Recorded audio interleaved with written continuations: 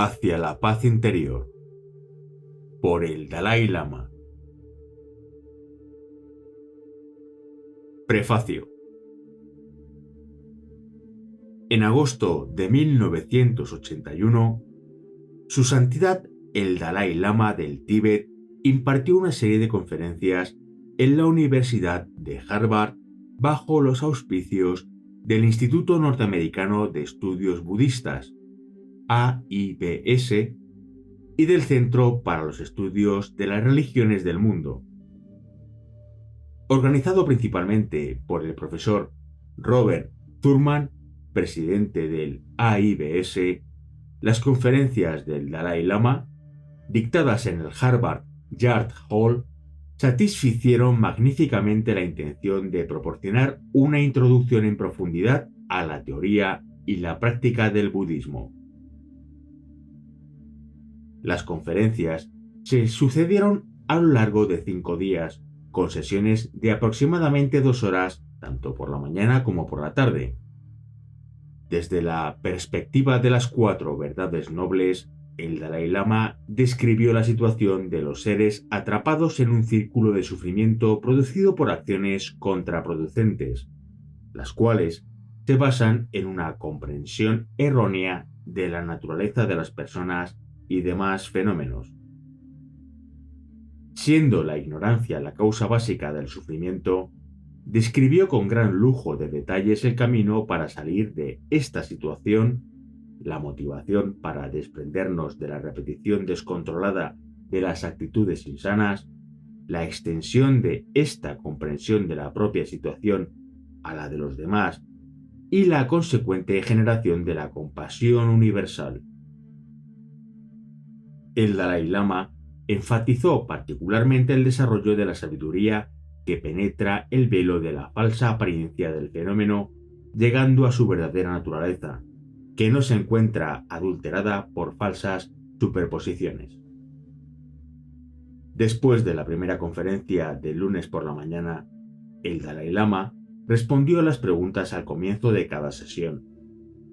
Dado que los temas trataban acerca de la relación entre ciencia y religión, la naturaleza y los niveles de la conciencia, el significado de ser una persona en un sistema basado en la abnegación, dualismo y no dualismo, la diferencia entre una escasa apreciación de uno mismo y la abnegación absoluta, técnicas para curar la depresión, los tipos de cuerpos de arco iris, la diferencia entre el apego aflictivo y el no aflictivo, la posición de las mujeres en el budismo, el conflicto entre la evolución y la teoría budismo de la innovación, la utilización del sexo en el camino del Tantra, cómo dirigir nuestra práctica diaria sin sufrir un excesivo apego hacia ella y cómo equilibrar la actitud altruista con el desarrollo interno. Las respuestas abarcaron la totalidad del espectro de las cuestiones sobre las que todos, incluso quienes muestran un interés apenas superficial por el budismo, hemos deseado indagar durante las últimas décadas. Las respuestas del Dalai Lama revelaron una orientación profunda y, aún así, práctica respecto a estas cuestiones cruciales, equilibrada con un sencillo y modesto humor.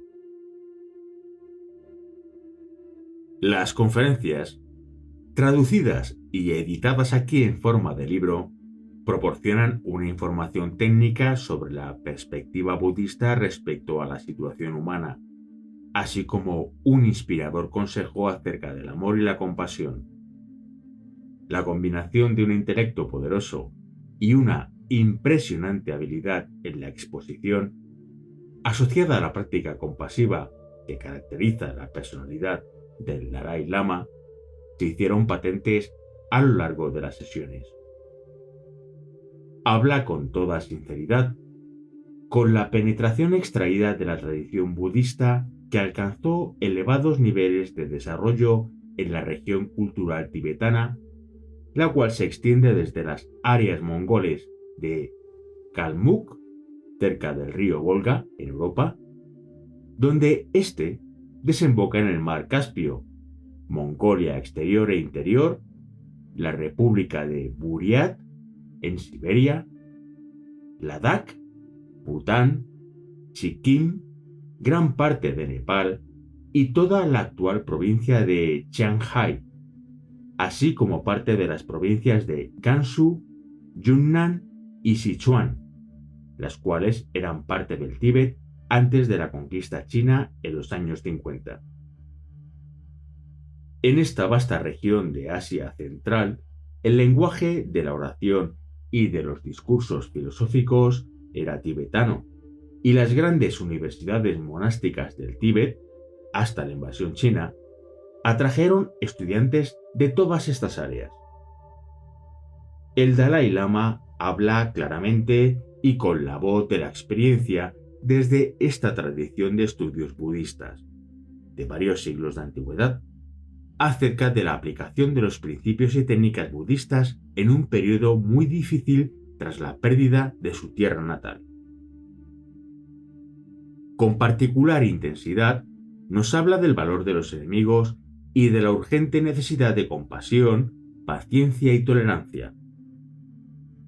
A medida que transcurren las conferencias, emerge la imagen de un Dalai Lama que lucha por traer la paz a los niveles individual, familiar, local, nacional e internacional.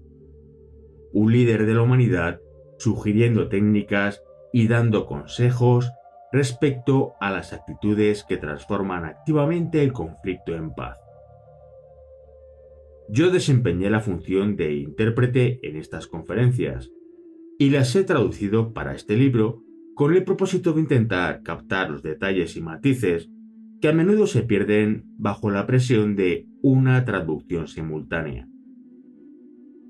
Deseo expresar mi agradecimiento a Kensur Jesse Thupten, antiguo abad de un colegio monástico tibetano ahora ubicado en el sur de la India, por identificar numerosas citas, y a la doctora Elizabeth S. Napier, directora ejecutiva del Instituto de Estudios Tibetanos, por sus copiosas sugerencias editoriales.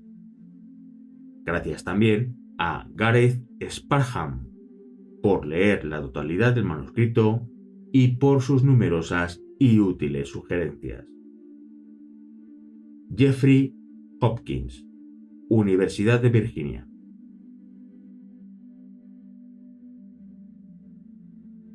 Capítulo 1. Lunes por la mañana. La actitud analítica budista.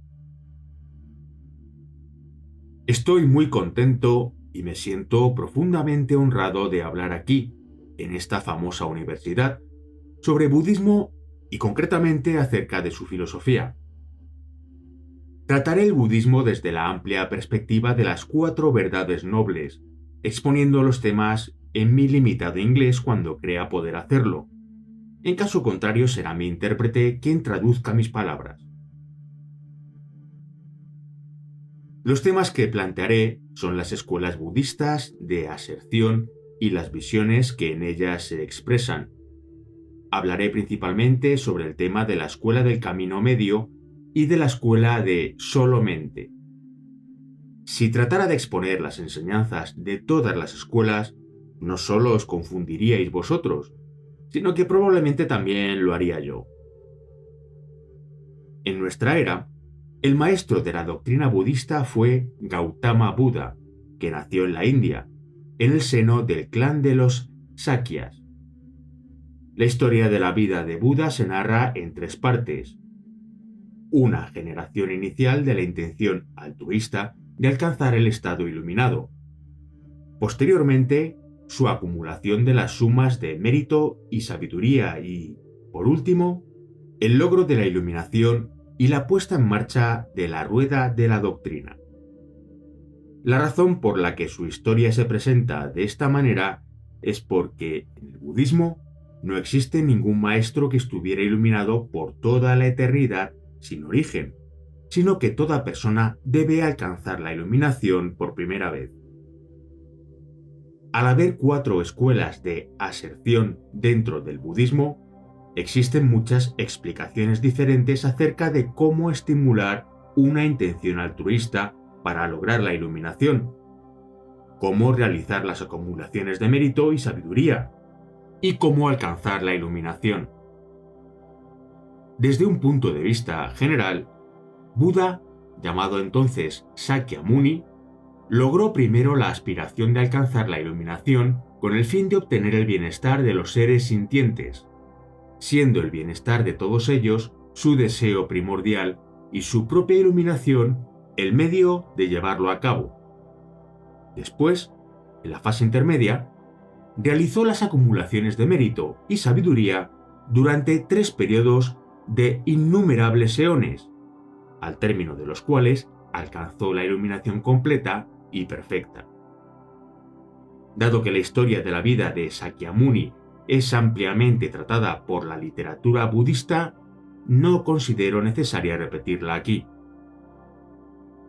Para mí, tiene un gran significado que el modo de vida de Buda, el de Jesucristo y otros maestros del pasado estén marcados por la simplicidad y la devoción en beneficio práctico de los demás. Todos estos líderes ejemplarizan insuperablemente, con su comportamiento, la aceptación voluntaria del sufrimiento, sin tener en cuenta las fatigas, con el fin de obtener el beneficio de otros. Aunque Buda, por ejemplo, nació en el seno de una familia rica, sacrificó todas esas comodidades mundanas y permaneció en un área remota ejercitándose entre grandes dificultades. Solo después de lo anterior alcanzó la iluminación. Como seguidores de estas doctrinas, debemos asegurarnos de tener en consideración esta similitud esencial. Después de lograr el estado de Buda en Bodh Gaya, Sakyamuni permaneció varias semanas sin enseñar, sin hacer girar la rueda del Dharma. Alcanzó la iluminación el 15º día del 4º mes del calendario indo-tibetano y comenzó a hablar de su doctrina el 4º día del 6º mes. Esto es mañana, solo falta un día. La primera vez que hizo girar la rueda de la doctrina fue en Varanasi, con su discurso, principalmente para 5 ascetas, acerca de las 4 verdades nobles. Antes de tratar sus enseñanzas sobre las citadas verdades nobles, orientémonos un poco abordando el tema básico de los 3 refugios.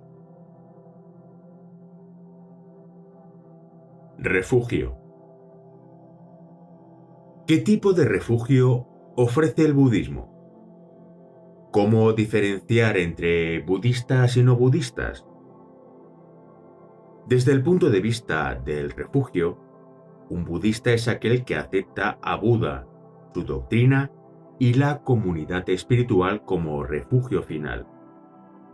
Desde el punto de vista filosófico, un budista es aquel que mantiene las 4 visiones, las cuales se explicarán después, que garantizan una doctrina como budista. Respecto a los 3 refugios, llamados las 3 joyas, decimos que Buda es el maestro del refugio, pero que el refugio verdadero es el Dharma, la doctrina. El propio Buda dijo: "Yo enseño el camino de la liberación. La liberación en sí depende de vosotros". La comunidad espiritual se refiere a aquellos seres que nos ayudan en la realización del refugio. Buda. Según los sistemas más altos de aserción, ¿qué es un Buda? Originalmente, todos nosotros tenemos las bases para ser un Buda, los factores esenciales de cuerpo, palabra y mente. Y, debido a ellas, es posible desarrollar el cuerpo, la palabra y la mente sublimes del estado búdico, la culminación del camino. En términos de la mente sublime de un Buda, se distinguen 2 factores: el factor cognoscitivo de la mente y la talidad, o modo último de existencia de ésta. Estos dos factores son los llamados el cuerpo verdadero de sabiduría y el cuerpo de naturaleza de un Buda, y juntos se conocen como el cuerpo de verdad. Dentro de la entidad del cuerpo de naturaleza en sí, se diferencian dos tipos: la realidad última o esfera de la realidad, en la cual los engaños se extinguen, y el factor de haberse separado de esos engaños a través del poder de su antídoto. Estos son los factores de pureza natural y pureza por estar libre de los engaños temporales, los dos aspectos del cuerpo de naturaleza. La doctrina. De entre las tres joyas que constituyen un refugio budista, Buda, la doctrina y la comunidad espiritual, la joya de la doctrina se divide en dos: las cesaciones verdaderas y los caminos verdaderos. Las cesaciones verdaderas son el verdadero refugio, ya que, al ser estados separados del sufrimiento y sus causas, proporcionan protección de lo no deseado. Los verdaderos caminos son los medios para lograrlas de un modo directo. Y aquí la razón por la que las cesaciones verdaderas y los caminos verdaderos son el refugio real. Las siguientes conferencias tratarán, en gran medida, sobre la esfera de la realidad en la cual los engaños son suprimidos.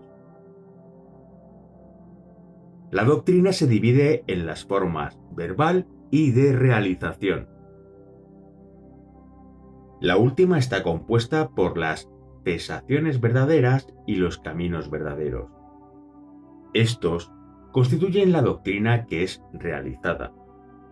Los verdaderos caminos son básicamente aquellos que eliminan realmente los engaños, adiestramiento de la sabiduría, pero también incluyen la base que hace posible la sabiduría, el adiestramiento de la estabilización meditativa, así como la base que hace posible la estabilización meditativa, el adiestramiento de la ética.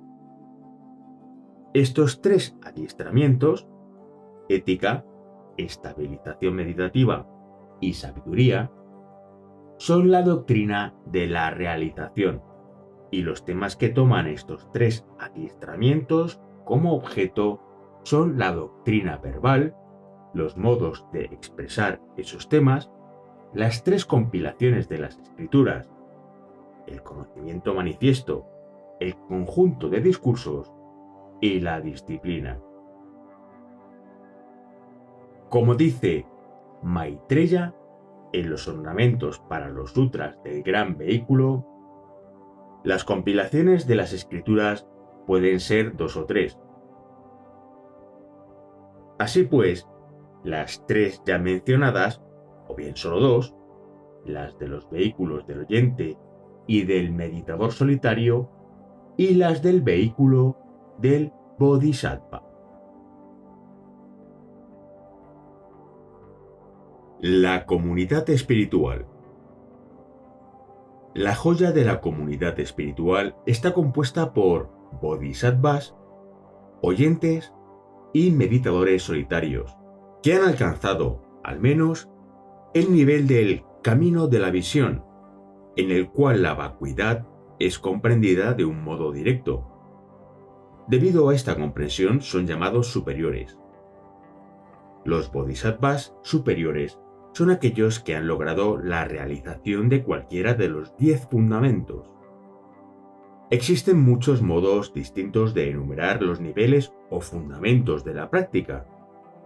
Uno, aquel en el que los niveles del camino de la acumulación y del camino de la preparación, llamados los fundamentos de la práctica a través de la fe, están incluidos como una única categoría adicional, y otro en el que, incluso considerando solo los niveles de los superiores, se efectúan más divisiones en el 10º nivel, etc. De este modo, llegamos a tener explicaciones sobre 11, 13 o 15 niveles. También, especialmente en conexión con el Tantra, hay muchas maneras de enumerar los fundamentos. Por otro lado, desde el punto de vista de un practicante altamente desarrollado, cuyo modo de proceder es muy rápido debido a la utilización de los caminos mántrico o tántrico de la mente de la clara luz, algunos eruditos mantienen que es un error enumerar los caminos y niveles, específicamente refiriéndose a aquellos que han obtenido la realización del gran sello final. La razón citada es que es erróneo utilizar las explicaciones de un modo de proceder muy lento para el modo veloz de proceder en el mantra. Por lo que respecta a los oyentes y los meditadores solitarios, se escriben 8 fundamentos o niveles. Estos se explican de un modo más oportuno mediante los 4 frutos de la práctica. 1. El que entra en el continuo, aquel que ha aprendido la verdad directamente. 2.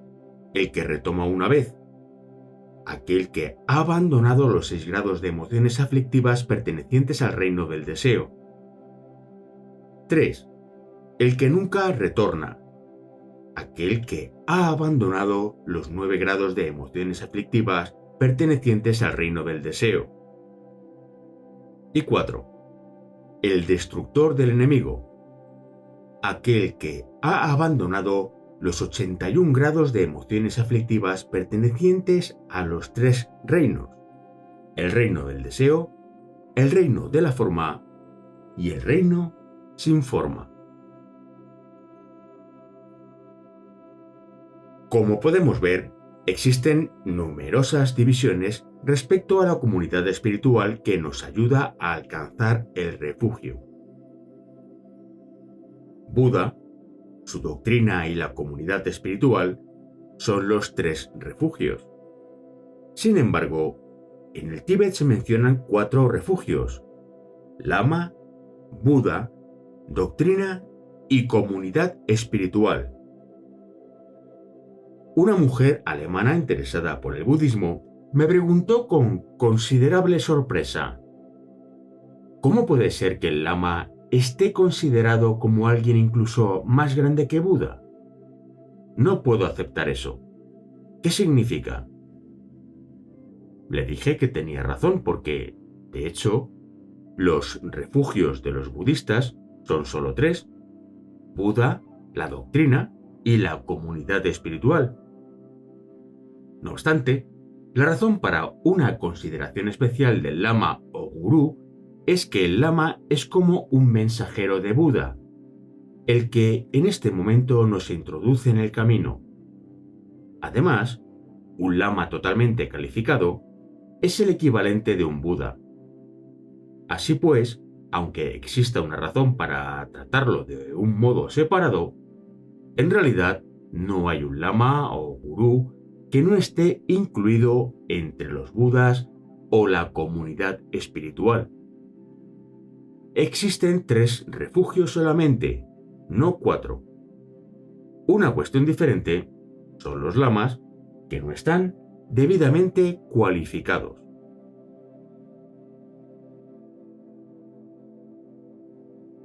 Cuatro visiones distintas. Como dije anteriormente, en términos de la visión o filosofía, que uno sea budista o no, se determina analizando si la persona sostiene o no las 4 visiones que garantizan un sistema doctrinal como budista. Estas 4 visiones son: 1. Todo lo producido es impermanente. 2. Todas las cosas contaminadas son miserables. 3. Todo fenómeno es vacío y carente de entidad propia. Y 4. Nirvana es paz. Sin embargo, existe una complicación, ya que una subescuela de la Escuela de la Gran Exposición, la Vatshiputriya, defiende una entidad inexpresable, por la cual se debate si los que se adhieren a esta escuela son budistas o no en términos de la visión. Dos niveles de la historia del budismo. El Sutra que aclara el pensamiento, un sutra del gran vehículo, explica que Buda expuso 3 giros de la rueda de la doctrina. El primero fue el giro de la rueda de las 4 verdades nobles. El segundo, el giro de la rueda del no carácter. Y, finalmente, el giro de la rueda de la buena diferenciación. En el primero, Buda dijo que casi todos los fenómenos existen por su propio carácter. Después, en la rueda de la doctrina del medio, Buda dijo que todo fenómeno existe sin una entidad propia. Y por último, en la rueda de la doctrina final, diferenció el fenómeno, enseñando que las naturalezas imputadas no están establecidas por su propio carácter, pero que las naturalezas establecidas enteramente, la vacuidad, y las potenciadas por otras cosas, sí se establecen por su propio carácter. Muchos historiadores han discutido si el gran vehículo en general es la palabra de Buda y, dentro de este, si el gran vehículo del mantra secreto es la palabra de Buda. Hablemos de ello desde un punto de vista budista. Buda expuso las doctrinas para los oyentes de un modo popular. Entre los frutos del camino mencionados en las escrituras de los oyentes hay 3 niveles de iluminación: el de los oyentes, el de los meditadores solitarios y el de los budas. Así pues, también las escrituras de los oyentes enseñan el camino de los bodhisattvas para alcanzar la iluminación de un Buda. Las escrituras de los oyentes no enseñan únicamente los caminos de los oyentes y de los meditadores solitarios.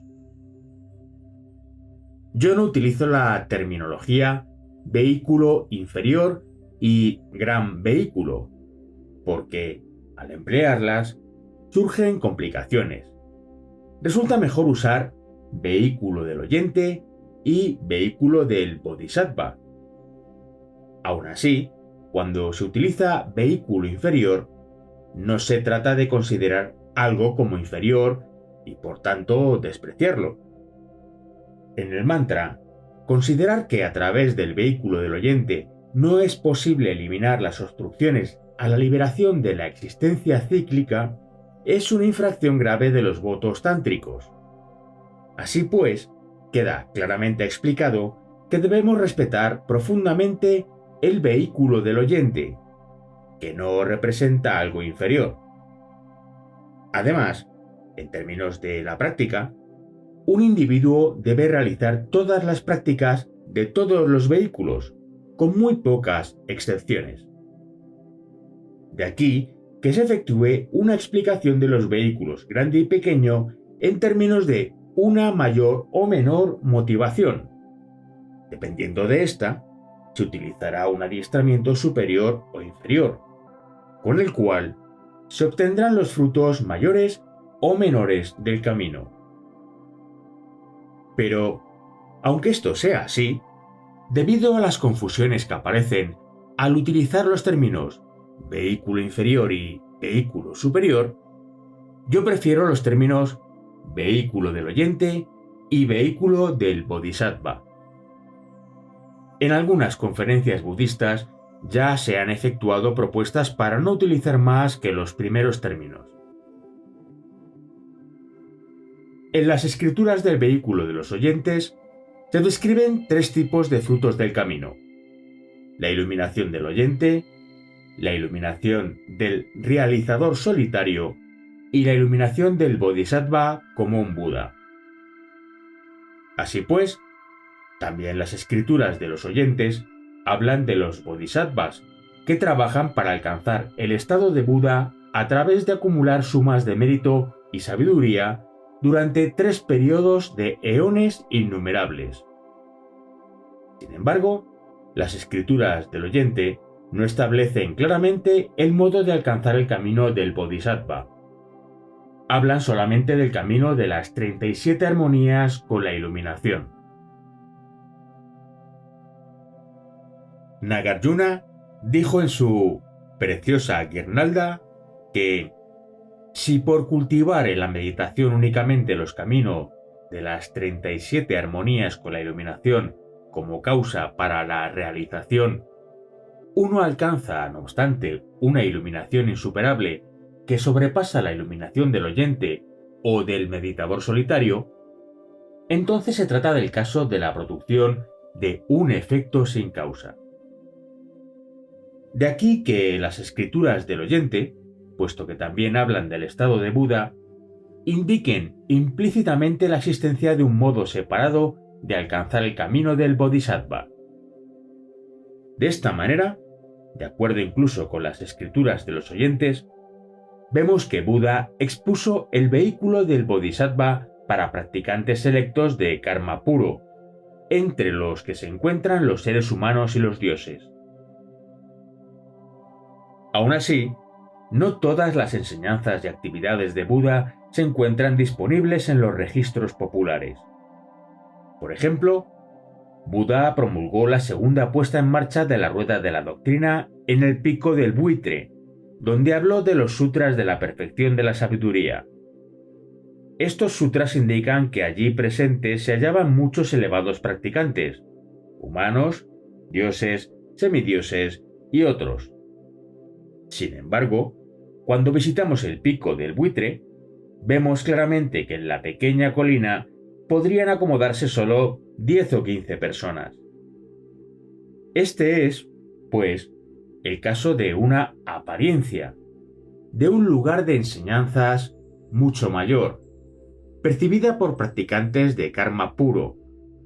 Tal aparece a su perspectiva, que es de mayor pureza. Al existir fuentes controversias sobre si el gran vehículo era o no la palabra de Buda, Maitreya estableció en su ornamento para los sutras del gran vehículo que el gran vehículo fue realmente expresado por Buda, al igual que Nagarjuna en su preciosa guirnalda, Bhavaviveka en su resplandor del razonamiento y Shantideva en su realizando las acciones del Bodhisattva. Sin embargo, no queda claro en los registros históricos conocidos comúnmente que las escrituras del gran vehículo fueran realmente expresadas por Buda. Este es mi juicio sobre la situación. Añadiré también que el mantra secreto no fue, en general, expuesto en público. Más bien fue revelado individualmente a personas extraordinarias cuyos continuos mentales habían madurado hasta ese nivel.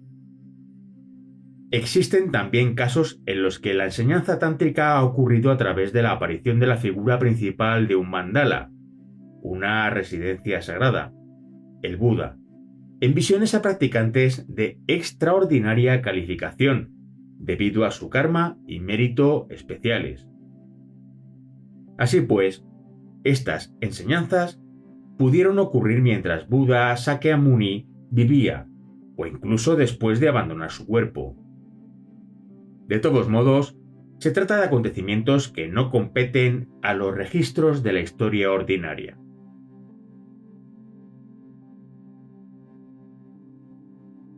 La necesidad del análisis.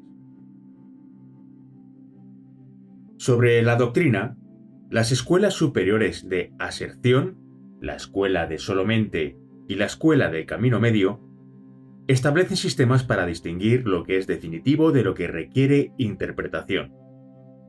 Esto quiere decir que, a pesar de que una doctrina particular se encuentre expresada en las escrituras de Buda, debe ser examinada para determinar si contradice a la razón o no. Si existe perjuicio a través de la razón, no es adecuado afirmar la lectura literal del pasaje tal como es, sino que debe ser interpretado de otro modo. Las 4 escuelas de aserción, la escuela de la gran exposición, la escuela del Sutra, la escuela de Solo Mente y la escuela del Camino Medio, citan la palabra de Buda como fuentes para sus doctrinas, y hay, similarmente, muchos modos distintos de afirmar qué es definitivo y qué necesita interpretación.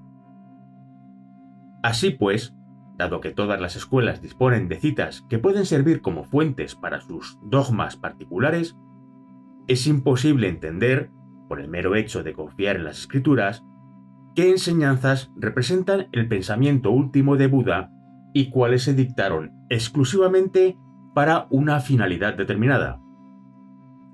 Por ello, el propio Buda dijo: como el oro quemándolo, cortándolo y raspándolo, monjes y eruditos deben adoptar mi palabra, no por respeto, sino tras analizarla bien.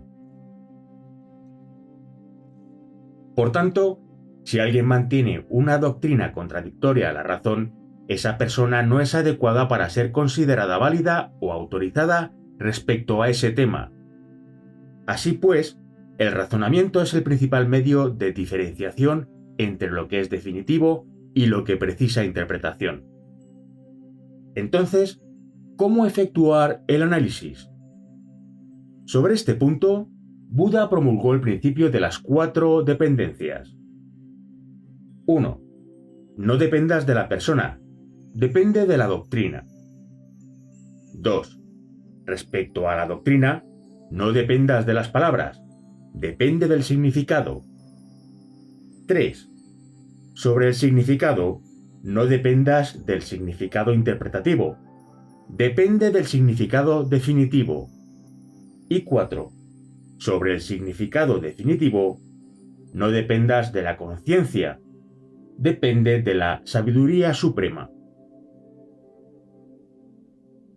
Debemos analizar las doctrinas utilizando estas 4 dependencias, con el fin de determinar si una doctrina en particular es indiscutible respecto a su significado. Es importante saber diferenciar entre el pensamiento del que habla y el pensamiento de la escritura. En este sentido, la escuela de consecuencia representa el pensamiento de Buda como el que habla en las escrituras, y las doctrinas poco habituales de otras escuelas inferiores representan el pensamiento de las escrituras formulado en momentos concretos para fines específicos. Al ocuparnos de los estudios budistas, no debemos olvidar la perspectiva de sistemas múltiples. Por el contrario, si tomamos solamente una página, la memorizamos y repetimos simplemente su significado, nos quedaremos muy desconcertados cuando veamos otra página. Los 6 ornamentos del mundo y las 2 personas supremas, representadas en estas pinturas situadas a mi espalda, son seres que proporcionaron métodos tales para el análisis de las escrituras que sus escritos resultan verdaderamente esclarecedores de nuestra visión. Los 2 primeros santos eruditos son Nagarjuna y Aryadeva, que escribieron, principalmente, sobre la filosofía y la vacuidad según la escuela del Camino Medio, la interpretación más alta. Los 2 siguientes son Asanga y Vasubandhu. Su trabajo trata básicamente sobre el aspecto ético o moral, y más bien en cuanto a método que en cuanto a teoría. En cuanto a la teoría, siguen principalmente la escuela de Solo Mente. Dado que nosotros, los tibetanos, seguimos la filosofía de la escuela del Camino Medio, nos declaramos partidarios de Nagarjuna y Aryadeva, y formulamos concienzudas objeciones a Asanga y Vasubandhu. Los 2 siguientes son los grandes lógicos budistas, Dignaga y Dharmakirti. Toda la lógica budista está basada en el trabajo de Dignaga, especialmente tal como fue desarrollado por Dharmakirti. Sin el trabajo de estas 2 personas, la lógica budista podría haber carecido de toda agudeza. Las 2 personas supremas son Gunaprabha y Sakyaprabha, quienes escribieron principalmente sobre disciplina, conducta, cómo comportarse, cómo hacerse monje o monja, el modo de vida de las personas ordenadas etc. Los 6 ornamentos del mundo y las 2 personas supremas son verdaderos eruditos de la antigüedad.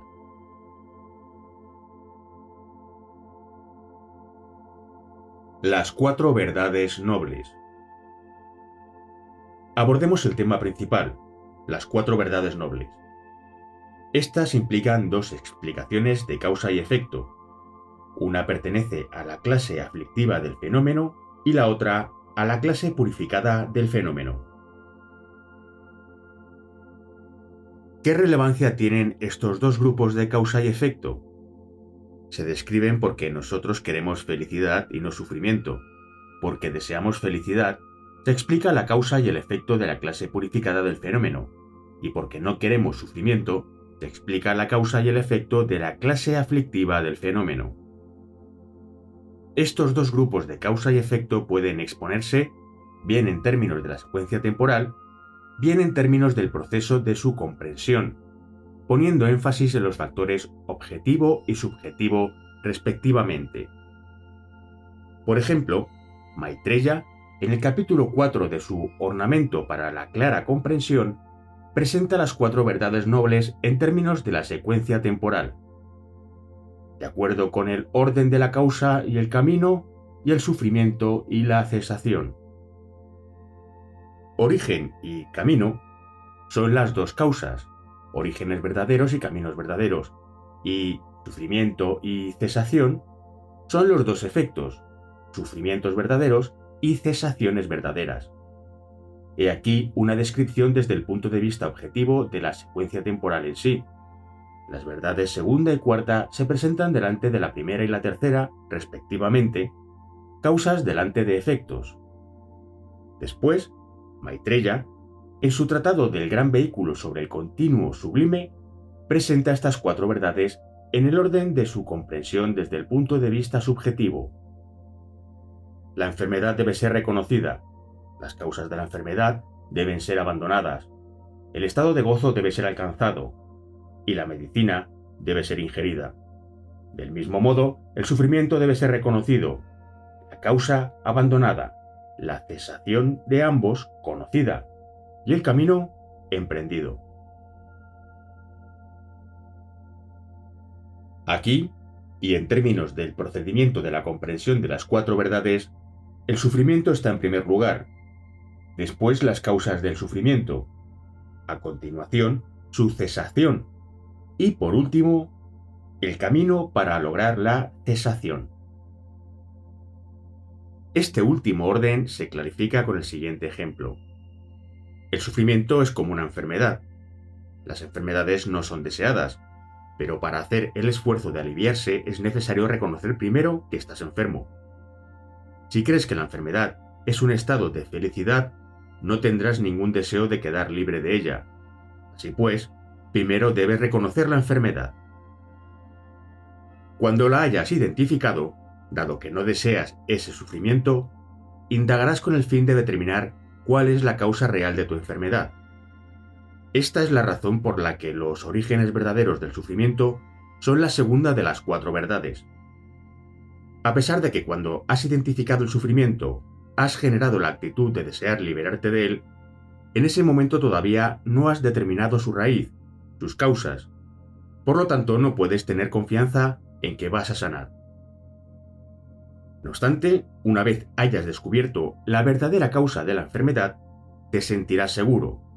Ahora puedo curarme.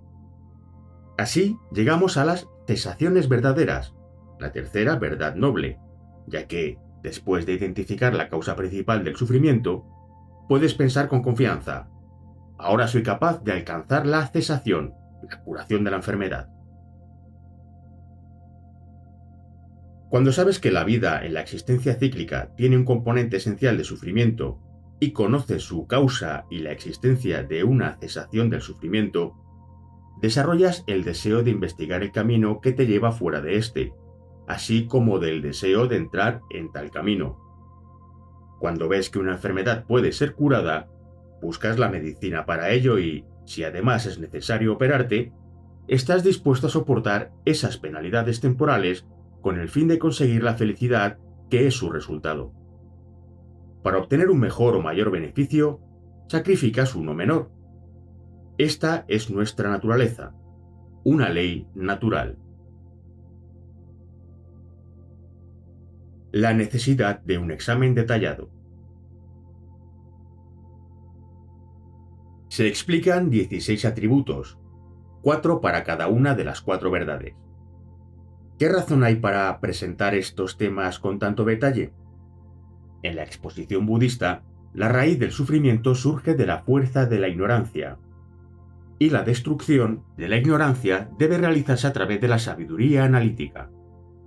En cuanto al modo en que la sabiduría analítica examina o investiga sus objetos, existen 6 modos de examen o investigación, realizados con el propósito de erradicar finalmente el sufrimiento.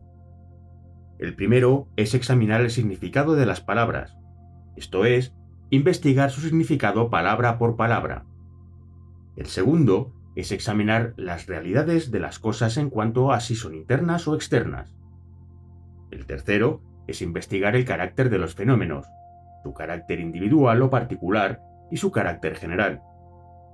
El cuarto es investigar los tipos de fenómeno por lo que respecta al lugar donde residen las cualidades favorables y las desfavorables. El quinto es investigar el tiempo, porque la transformación del fenómeno depende del tiempo. El sexto es examinar el razonamiento, dentro del cual hay 4 tipos. 1. El razonamiento de la dependencia, que los efectos dependen de las causas. 2. El razonamiento de la ejecución de la función, por ejemplo, que el fuego ejecuta la función de quemar o que el agua desempeña la función de humedecer. 3.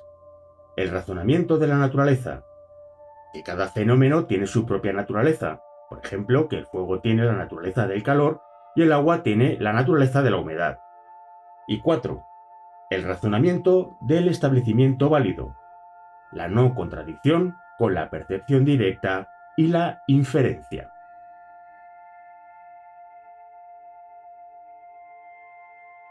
Hay 2 tipos de cognición válida, la directa y la inferencial. Esta última es de 3 clases: inferencia por el poder del hecho, inferencia por reputación e inferencia de las escrituras por medio de la credibilidad. La base para generar una conciencia inferencial es un signo lógico. La importancia de los signos lógicos o razones se debe al hecho de que una conciencia inferencial es una comprensión de un objeto, generalmente oculto a la percepción directa, dependiente de un grupo correcto e inequívoco. Los maestros de lógica, Dignaga, Dharmakirti y otros, presentaron estos tipos de razonamientos muy detalladamente. Un signo correcto o razón tiene 3 características. En pocas palabras, quiere decir que 1. El signo se establece como una propiedad del objeto. 2. Se establece la pervasión hacia adelante. Y 3.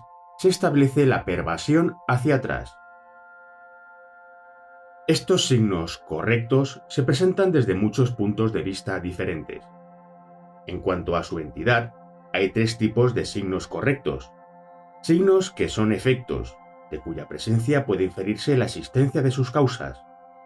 Signos de una misma naturaleza, como en el caso en que afirmamos que algo es un árbol porque es un roble.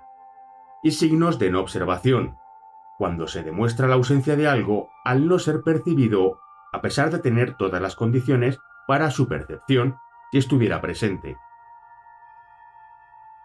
Por otra parte, cuando los signos correctos se dividen para demostrar lo que se afirma o niega, existen 2 clases: signos de un fenómeno positivo y signos de un fenómeno negativo.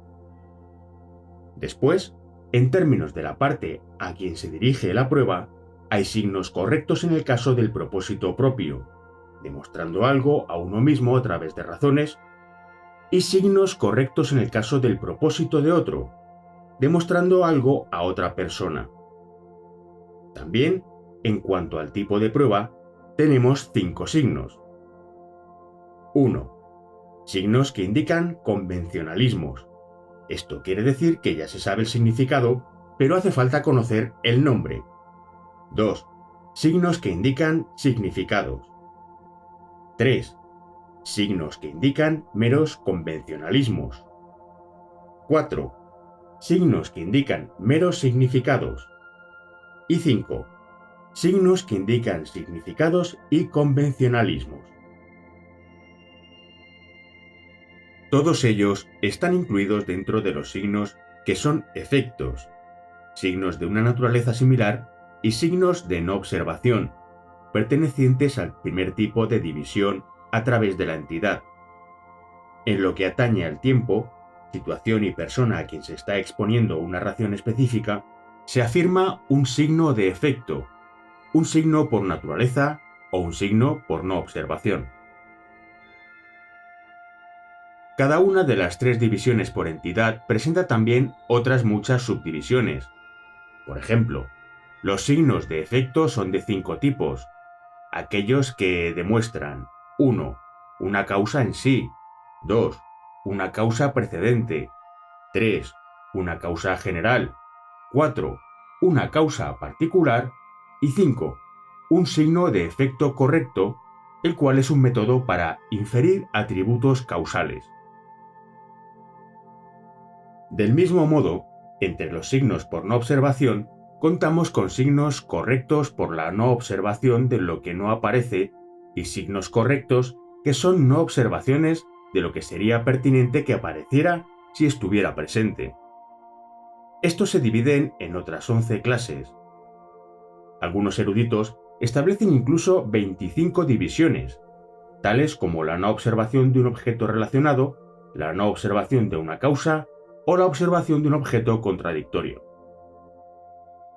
De entre los 6 modos de investigación, el último es el examen del razonamiento que, como ya se ha dicho, está dividido en 4 tipos.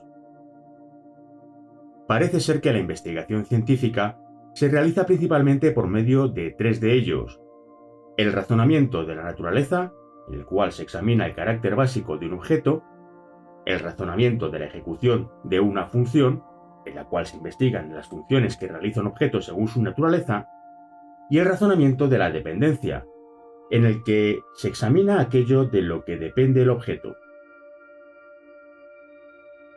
Estos parecen ser los modos de procedimiento básicos de la ciencia. Así pues, resulta que los 6 tipos de investigación cubren tanto el examen científico como el espiritual. Yo creo que la investigación y el desarrollo científicos deben colaborar con el examen y el desarrollo meditativo, ya que ambos se interesan por objetos similares. El primero procede experimentando por medio de instrumentos y el segundo a través de la experiencia interior y la meditación. Debemos distinguir claramente entre lo que la ciencia no descubre y lo que descubre como no existente. Lo que la ciencia considera como no existente debe necesariamente ser aceptado como no existente por un budista, pero lo que simplemente no encuentra es una cuestión completamente distinta. Es patente que existen muchísimas cosas misteriosas. Los sentidos humanos alcanzan un cierto nivel, pero no podemos afirmar que no existe nada más allá de lo que percibimos con nuestros 5 sentidos. Incluso aquello que nuestros abuelos no percibieron con sus 5 sentidos, lo descubrimos nosotros ahora con los nuestros. Así pues, muchas cosas que podemos ver con nuestros sentidos por pertenecer al fenómeno físico, con forma, color, etc., y que ahora no entendemos, serán comprendidas en el futuro. Respecto a otros campos, como el de la conciencia en sí, a pesar de que los seres sintientes, incluyendo los humanos, hemos experimentado la conciencia durante siglos, todavía no sabemos qué es en realidad, cuál es su funcionamiento, su naturaleza completa. Lo que no tiene forma, contorno ni color pertenece a la categoría de los fenómenos que no pueden ser comprendidos del modo en que se investigan los fenómenos externos.